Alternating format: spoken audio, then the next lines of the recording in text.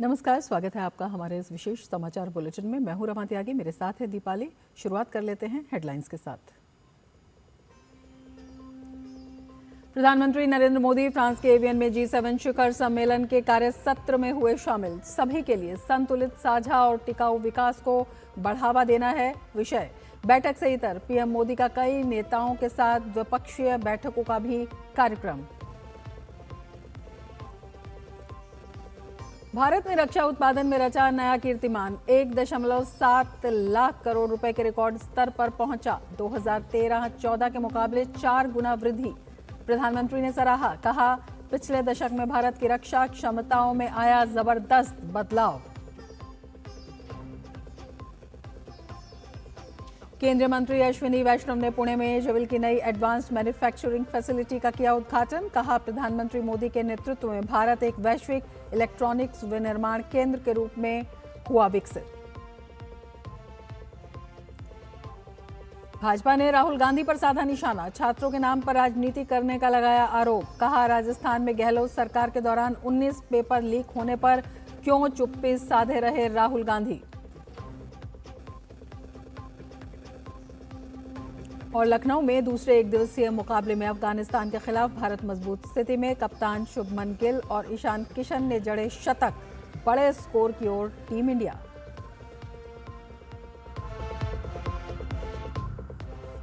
विस्तार से देख लेते हैं समाचार। फ्रांस के एवियन में आयोजित 52वें G7 शिखर सम्मेलन में वैश्विक नेताओं ने सभी के लिए संतुलित, साझा और सतत विकास के एजेंडे पर गहन मंथन किया। इस महत्वपूर्ण आउटरीच सत्र में प्रधानमंत्री नरेंद्र मोदी की उपस्थिति एक ऐसे ग्लोबल वॉइस के रूप में दर्ज की गई है जो न केवल विकासशील देशों की आकांक्षाओं का प्रतिनिधित्व करती है, बल्कि वैश्विक समस्याओं के व्यावहारिक और मानवीय समाधान भी पेश करती है। प्रधानमंत्री नरेंद्र मोदी ने G7 शिखर सम्मेलन के आउटरीच सत्र को संबोधित करते हुए एक संतुलित, साझा और टिकाऊ वैश्विक आर्थिक विकास का रोड मैप पेश किया। पीएम मोदी ने इस बात पर जोर दिया कि वास्तविक विकास वही है जो समावेशी हो, जिसका लाभ अंतिम व्यक्ति तक पहुंचे। संबोधन के दौरान पीएम मोदी ने भारत की विकास गाथा को रेखांकित करते हुए सबका साथ, सबका विकास, सबका विश्वास और सबका प्रयास के मंत्र को वैश्विक मंच पर दोहराया। उन्होंने स्पष्ट किया कि आर्थिक विकास के आंकड़े तभी मायने रखते हैं जब वे आम लोगों के जीवन में खुशहाली और समावेशन लाते हैं। प्रधानमंत्री ने अंतर्राष्ट्रीय वित्तीय संस्थानों में व्यापक सुधारों की आवश्यकता पर बल दिया। उन्होंने कहा, इन संस्थानों को ऐसे तंत्र विकसित करने चाहिए जो विकासशील देशों को बाहरी झटकों से बचाने के लिए आर्थिक लचीलापन प्रदान कर सकें। कनेक्टिविटी को बढ़ावा देने के लिए पीएम मोदी ने एक दूरदर्शी पहल का प्रस्ताव दिया। उन्होंने अफ्रीका, लैटिन अमेरिका और प्रशांत द्वीप देशों को आपस में जोड़ने वाली परियोजनाओं का आह्वान किया। इसे साकार करने के लिए उन्होंने international mobilisation partnership for accelerating connectivity and trade के गठन का सुझाव दिया। G7 शिखर सम्मेलन के इतर दुनिया की निगाहें प्रधानमंत्री नरेंद्र मोदी और अमेरिकी राष्ट्रपति डोनाल्ड ट्रंप की बहुप्रतीक्षित द्विपक्षीय बैठक पर टिकी है। क्या दोनों देश व्यापार समझौते को नई दिशा देंगे? क्या क्वाड को मिलेगा नया रणनीतिक रोड मैप? और अमेरिका की आगामी G20 अध्यक्षता को लेकर क्या होगा भारत का संदेश? जानकार मानते हैं ये एवियन शिखर सम्मेलन की सबसे अहम द्विपक्षीय वार्ता होगी। एवियन से देखिए अजय मिश्रा की ये रिपोर्ट। फ्रांस के एवियन में आयोजित G7 शिखर सम्मेलन के दौरान प्रधानमंत्री नरेंद्र मोदी और अमेरिकी राष्ट्रपति डोनाल्ड ट्रंप के बीच होने वाली द्विपक्षीय बैठक पर पूरी दुनिया की नजरें टिकी हैं। ऐसे समय में ये बैठक हो रही है जब वैश्विक अर्थव्यवस्था अनिश्चितताओं से घिरी है, पश्चिम एशिया में तनाव बना हुआ है और भारत अमेरिका व्यापार समझौते पर बातचीत निर्णायक चरण में पहुंच चुकी है। दोनों देशों के बीच पिछले कई महीनों से व्यापार वार्ता चल रही है और अमेरिकी व्यापार प्रतिनिधि 23 और 24 जून यानी अगले सप्ताह ही भारत आकर आगे की बातचीत करेंगे। संकेत है कि समझौते के पहले चरण को अंतिम रूप देने की दिशा में महत्वपूर्ण प्रगति हो सकती है। जानकार मानते हैं कि पीएम मोदी और राष्ट्रपति ट्रंप के बीच होने वाली ये द्विपक्षीय वार्ता G7 शिखर सम्मेलन की सबसे अहम द्विपक्षीय वार्ता होगी।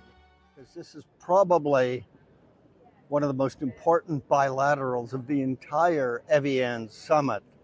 The leader of the global north, President Trump, meets the leader of the global south, Prime Minister Modi. And it's Prime Minister Modi who has far more experience as the leader of his country, the most populous in the world. पिछले वर्षों में दोनों देशों के बीच tariff को लेकर के मतभेद उभरे थे। ऐसे में यह बैठक आर्थिक संबंधों में नई ऊर्जा भरने का अवसर बन सकती है। यदि व्यापार वार्ता आगे बढ़ती है तो इससे दोनों देशों के बीच द्विपक्षीय व्यापार को $500 अरब तक पहुंचाने के दीर्घकालिक लक्ष्य को गति मिल सकती है। इसके अलावा भारत, अमेरिका, जापान और ऑस्ट्रेलिया के समूह क्वाड का भविष्य भी बैठक के प्रमुख एजेंडों में शामिल रह सकता है। हिंद प्रशांत क्षेत्र में चीन की बढ़ती सक्रियता और समुद्री सुरक्षा से जुड़ी चुनौतियों के बीच दोनों नेता क्वाड सहयोग को और मजबूत करने पर चर्चा कर सकते हैं। संभावना है कि रक्षा तकनीक, ग्लोबल सप्लाई चेन, सेमीकंडक्टर सहयोग, क्रिटिकल मिनरल और उभरती प्रौद्योगिकियों पर साझेदारी बढ़ाने के मुद्दे उठें। भारत और अमेरिका के बीच रक्षा सहयोग पिछले एक दशक में अभूतपूर्व रूप से मजबूत हुआ है।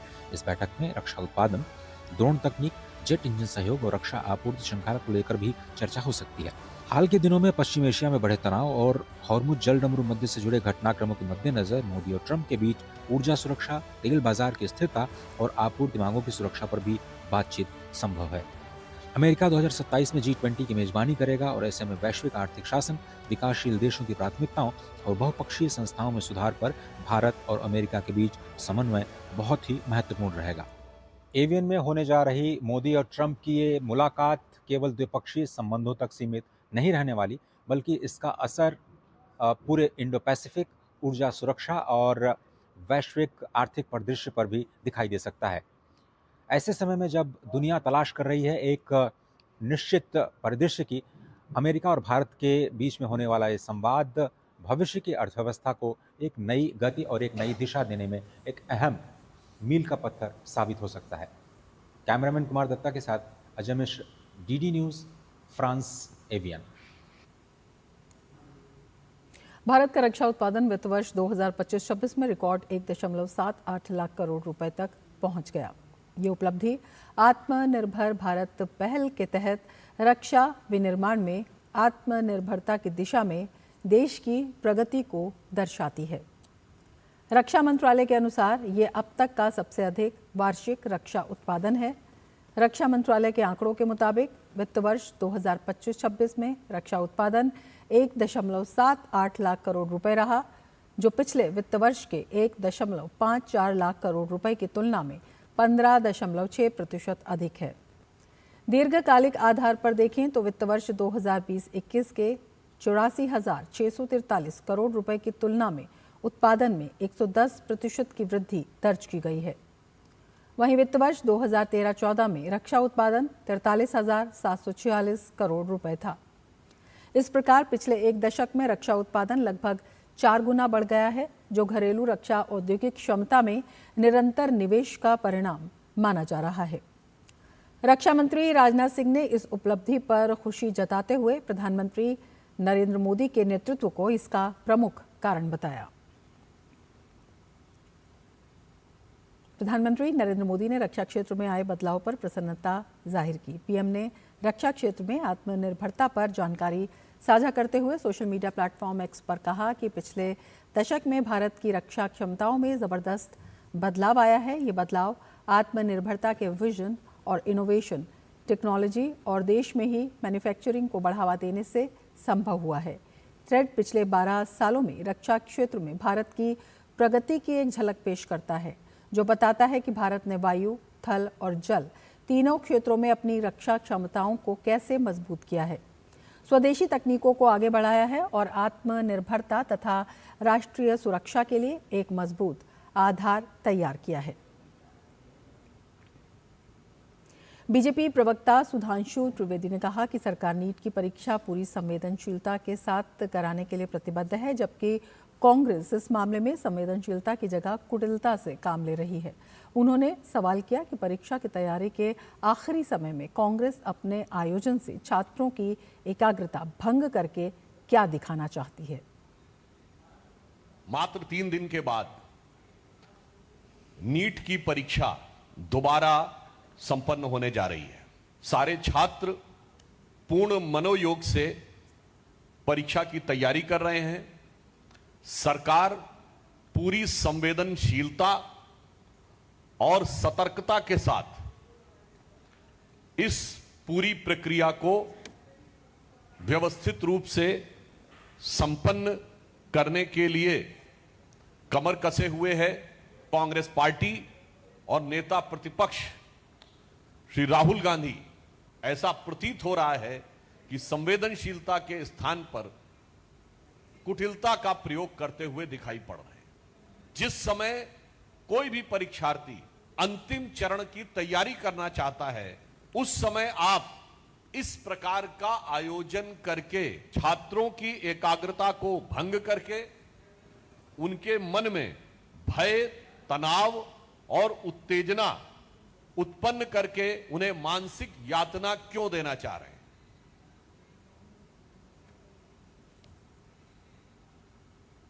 पूर्व मध्य रेलवे ने बिहार के पाटलिपुत्र स्टेशन पर भीड़ के कारण किसी छात्र की मौत होने के दावे को पूरी तरह खारिज किया है। रेलवे के अनुसार सोशल मीडिया और कुछ मीडिया रिपोर्ट्स में फैलाई जा रही ये जानकारी गलत और भ्रामक है। वायरल वीडियो में दिखाई दे रहा है व्यक्ति संभवतः स्वास्थ्य समस्या से पीड़ित था, लेकिन स्टेशन पर किसी भी तरह की मौत की कोई पुष्टि नहीं हुई है। वहीं विपक्ष के नेता राहुल गांधी द्वारा भी इस घटना को लेकर दिए गए बयान में छात्र की मौत का उल्लेख किया गया था, जिसे रेलवे ने पूरी तरह तथ्यहीन बताया है। रेलवे ने सभी रिकॉर्ड की जांच के बाद स्पष्ट किया है कि पाटलिपुत्र स्टेशन पर ऐसी कोई घटना हुई ही नहीं। प्रधानमंत्री आवास योजना में भ्रष्टाचार के मामले में बंगाल की पूर्व ममता सरकार में मंत्री रहे उदयन गुहा को गिरफ्तार कर लिया गया है। उदयन गुहा को कोलकाता के फूल बागान स्थित उनके आवास से दिनहाटा थाने की पुलिस ने गिरफ्तार किया। पिछले सप्ताह उनके खिलाफ दिनहाटा थाने में मामला दर्ज किया गया था। उदयन गुहा को अदालत में पेश किए जाने पर कूच बिहार पुलिस उनकी हिरासत की मांग करेगी। कमर्शियल पैसेंजर सर्विस शुरू होने के कुछ ही दिनों बाद नोएडा इंटरनेशनल एयरपोर्ट ने एक और बड़ी कामयाबी हासिल की है। एयरपोर्ट ने अपनी पहली घरेलू फ्रीटर फ्लाइट को सफलतापूर्वक हैंडल करके कार्गो ऑपरेशन शुरू कर दिया है। ये उत्तर भारत के अगले बड़े लॉजिस्टिक्स हब के तौर पर विकसित होने की दिशा में एक अहम कदम है। नोएडा इंटरनेशनल एयरपोर्ट के कार्गो से जुड़े लक्ष्य अब असल रूप ले चुके हैं। एयर इंडिया सैट्स द्वारा संचालित इंटीग्रेटेड कार्गो टर्मिनल ने अपनी पहली घरेलू फ्रेटर फ्लाइट को हैंडल किया। यह बोइंग 737-800F विमान था, जिसे एफकॉम होल्डिंग्स ने चेन्नई नोएडा चेन्नई रूट पर ऑपरेट किया। इसमें लगभग 20 टन कार्गो था, जिसमें जल्दी खराब होने वाली चीजें, ऑटो पार्ट्स, इलेक्ट्रॉनिक्स और ई कॉमर्स शिपमेंट शामिल थे। इस लॉन्च के साथ ही भारत का पहला integrated multi modal cargo hub operational हो गया है। इसे cargo handling, warehousing, tracking और डिजिटल लॉजिस्टिक मैनेजमेंट को एक ही इकोसिस्टम में लाने के लिए डिजाइन किया गया है। 2,55,000 मैट्रिक टन कार्गो क्षमता पहला चरण, 1.5 मिलियन मैट्रिक टन भविष्य की क्षमता, 87 एकड़ का मल्टी मॉडल कार्गो हब, 3,50,000 वर्ग foot warehousing space, 1.3 million वर्ग फुट लॉजिस्टिक जोन। राष्ट्रीय राजधानी क्षेत्र के लिए इसका महत्व सिर्फ कार्गो हैंडलिंग से कहीं ज्यादा है। उम्मीद है कि ये नई सुविधा माल की आवाजाही के लिए एक वैकल्पिक गेटवे बनाकर दिल्ली के इंदिरा गांधी इंटरनेशनल एयरपोर्ट पर दबाव कम करेगी। जल्दी खराब होने वाली चीजों, फार्मास्यूटिकल्स, इलेक्ट्रॉनिक्स और एक्सप्रेस कार्गो के लिए खास इंफ्रास्ट्रक्चर के साथ इस हब को ट्रांजिट समय कम करने और सप्लाई चेन की क्षमता को बेहतर बनाने के लिए डिजाइन किया गया है। यमुना एक्सप्रेसवे पर इस सुविधा की रणनीतिक लोकेशन से उत्तर प्रदेश, हरियाणा, राजस्थान और पूरे उत्तर भारतीय क्षेत्र में मैन्युफैक्चरिंग क्लस्टर, एमएसएमई, एक्सपोर्टर्स और कृषि उत्पादों को फायदा होने की उम्मीद है। आईजीआई एयरपोर्ट पर कार्गो का बोझ कम होगा, सामान की तेजी से आवाजाही होगी। एक्सपोर्ट्स और मैन्युफैक्चरिंग को मिलेगा बढ़ावा। ई कॉमर्स की ग्रोथ में मिलेगी मदद। उत्तर भारत की सप्लाई चेन को मिलेगी मजबूती। जैसे जैसे पूरे भारत में कार्गो की मात्रा बढ़ रही है, नोएडा कार्गो हब के ऑपरेशनल होने से इस क्षेत्र के एक बड़े लॉजिस्टिक गेटवे में बदलने की उम्मीद है, जो व्यवसायों को घरेलू और ग्लोबल बाजारों से ज्यादा कुशलता से जोड़ेगा। नोएडा इंटरनेशनल एयरपोर्ट के लिए यह न सिर्फ एक एविएशन हब बनने की दिशा में, बल्कि उत्तरी भारत में आर्थिक विकास और व्यापार को बढ़ावा देने वाला एक अहम केंद्र के तौर पर बड़ा कदम है। डीडी न्यूज के लिए अक्षय डोंगरे की रिपोर्ट। और अब वक्त है एक ब्रेक का। आप देखते रहिए डीडी न्यूज।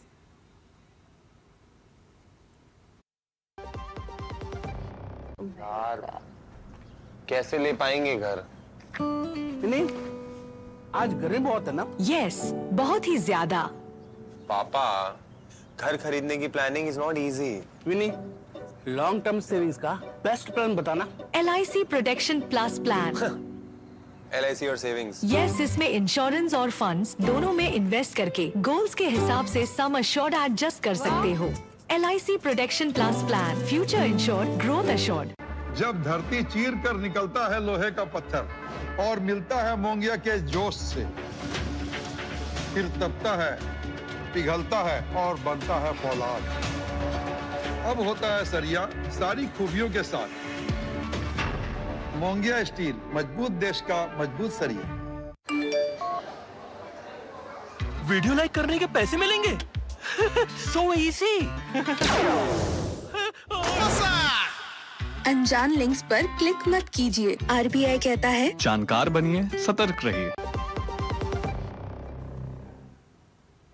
ब्रेक के बाद फिर से आपका स्वागत है। सुप्रीम कोर्ट ने 200 करोड़ की ठगी से जुड़े मकोका केस में आरोपी सुकेश चंद्रशेखर की पत्नी अभिनेत्री लीना पॉलोस की जमानत याचिका पर दिल्ली पुलिस को नोटिस जारी किया है। मामले की अगली सुनवाई 27 जुलाई को होगी। आपको बता दें कि दिल्ली हाईकोर्ट ने मकोका मामले में लीना पॉलोस को जमानत देने से इनकार किया था, लेकिन मनी लॉन्ड्रिंग मामले में लीना मारिया पॉलोस को जमानत दे दी गई थी। अभिनेत्री लीना पॉलोस को सितंबर 2021 में गिरफ्तार किया गया था। दिल्ली के उपराज्यपाल सरदार तरनजीत सिंह संधू ने दिल्ली पुलिस कमिश्नर, महिला और बाल विकास सचिव, डायरेक्टर शिक्षा के साथ मिलकर दिल्ली में पॉक्सो एक्ट के लागू होने की स्थिति की समीक्षा के लिए एक बैठक की अध्यक्षता की। पॉक्सो एक्ट के प्रावधानों और गाइडलाइंस का पालन सुनिश्चित करने के लिए दिल्ली भर के स्कूलों का व्यापक ऑडिट करने का निर्देश दिया। शिक्षा विभाग को ये भी निर्देश दिया गया कि वो नियमों का सख्ती से पालन करवाएं और जिन संस्थानों में इसे लागू करने में कमी पाई जाए उनके खिलाफ कड़ी कार्रवाई करें। इसके अलावा दिल्ली पुलिस को निर्देश दिया गया कि वो स्कूल परिसर और छात्रों के मुख्य इलाकों में खासकर स्कूल की छुट्टी के समय पुलिस की मौजूदगी को मजबूत और स्पष्ट करें, ताकि किसी भी अप्रिय घटना को पहले ही रोका जा सके और लोगों का भरोसा बढ़ाया जा सके। महिलाओं और बच्चों के साथ छेड़छाड़, उत्पीड़न और गलत हरकत के मामलों में जीरो टॉलरेंस यानी बिल्कुल बर्दाश्त न करने की नीति पर जोर दिया। केंद्रीय मंत्री शिवराज सिंह चौहान ने आज पटना के सबसे बड़े अस्पताल PMCH का दौरा किया। इस दौरान उन्होंने मरीजों को मिलने वाली सेवा और निर्माण कार्य का भी जायजा लिया। आपको बता दें, PMCH का पुनर्निर्माण किया जा रहा है। विस्तार के बाद PMCH में 5462 बेड होंगे, जो इसे देश और दुनिया के सबसे बड़े अस्पतालों में शामिल करता है। इसके साथ ही वर्तमान में कई बिल्डिंग का निर्माण पूरा किया जा चुका है। प्रधानमंत्री नरेंद्र मोदी के नेतृत्व में केंद्र सरकार के 12 वर्ष पूरे होने पर केंद्रीय मंत्री शिवराज सिंह चौहान ने कहा कि इस अवधि में देश ने प्रगति, विकास और जन कल्याण का नया इतिहास रचा है। साथ ही कहा कि देश ने पारदर्शी और जनहितकारी नीतियों के बल पर कई महत्वपूर्ण उपलब्धियां हासिल की हैं। प्रधानमंत्री श्रीमान नरेंद्र मोदी जी के प्रधानमंत्रित्व काल के 12 यशस्वी वर्ष पूरे हुए हैं। इन 12 वर्षों में प्रगति, विकास और जन कल्याण का एक नया इतिहास रचा गया है। उनके नेतृत्व में एक विकसित भारत, गौरवशाली भारत, समृद्ध भारत, शक्तिशाली भारत और आत्मनिर्भर भारत के निर्माण का महायज्ञ चल रहा है। प्रधानमंत्री नरेंद्र मोदी ने जर्मनी के चांसलर फ्रेडरिक मर्ज के साथ द्विपक्षीय बैठक की। बैठक के दौरान दोनों नेताओं ने विभिन्न वैश्विक मुद्दों पर चर्चा की। जर्मन चांसलर के साथ प्रधानमंत्री नरेंद्र मोदी की बैठक के ये दृश्य। दोनों नेताओं ने विभिन्न वैश्विक मुद्दों पर इस बैठक के दौरान चर्चा की। दोनों देशों के संबंधों में नई ऊंचाई के तौर पर इस बैठक को देखा जा सकता है। प्रधानमंत्री मोदी ने द्विपक्षीय बैठकों के दौरान जर्मन चांसलर के साथ बैठक की।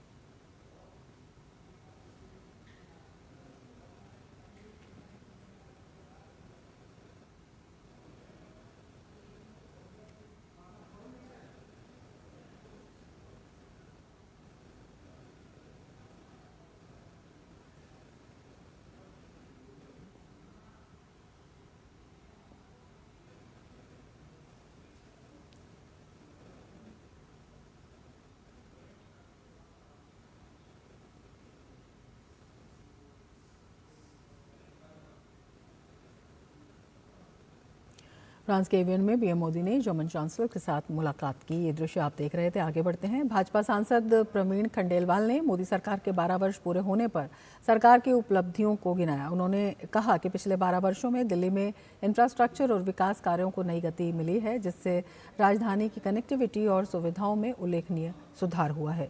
उन्होंने ये भी कहा कि केंद्र सरकार की नीतियों के कारण भारत की अर्थव्यवस्था तेजी से मजबूत हुई है और व्यापारिक गतिविधियों को बढ़ावा मिला है। इंफ्रास्ट्रक्चर जिस तरीके से दिल्ली में डेवलप हुआ पिछले 12 वर्षों में, वो अपने आप में दिल्ली के विकास की कहानी को कहता है। मेट्रो चारों तरफ अब दिल्ली में मेट्रो दौड़ रही है। पिछले 12 वर्षों में मेट्रो का काफ़ी बड़ा फैलाव दिल्ली के अंदर हुआ।